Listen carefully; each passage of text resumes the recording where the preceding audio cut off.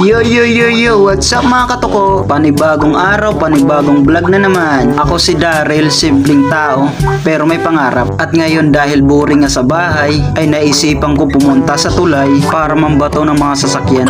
Hindi, joke lang, joke lang. Ito nga pala ang bagong tulay ng Gandara. At sa mga panahong maliliit pa kami, dito ang paborito naming paliguan. Masayang masaya kami nagtatampisaw sa ilog na yan. At dyan sa taas ng tulay, dyan kami dati tumatalon. Hay, nakakamiss tuloy ang maging bata. At habang naglalakad ako, napansin ko na ginagawa pala ang riprap dito sa ilog. Kaya agad ako lumapit para tingnan ang kanilang ginagawa. Napakalaki pa talaga ng pinagbago dito. Dati ginagawa lang naming CR to eh. Pero teka.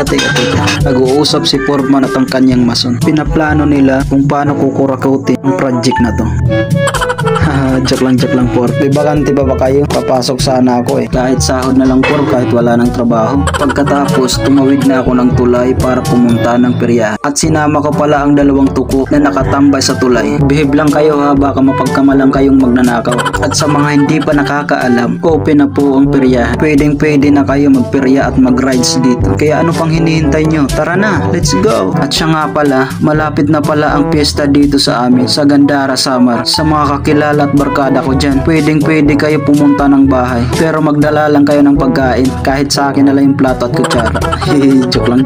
At nakarating na nga kami ng peryahan. At dito yung iba, ina-assemble pa nila. At yung iba naman, ready na para mamayang gabi. At sigurado akong dadagsana ng mga tao dito. At lalong-lalo na yung mga magjowang magdidit. Ay, sana all may jowa. Maghihiwalay din kayo, not now, but not sure. Hehehe, Charis! Inggit ka lang mo kasi wala kang jowa. Oy, anong wala? Nag-order na kaya ako sa Lazada. Ibang jowa yung sinasabi mo eh. O siya, sige, hanggang dito na lang ang bidyong ito. Sana marami kayong natutunang mga kalokohan. Pasupport na rin sa aking mga vlog. Don't forget to share and follow. Bye-bye!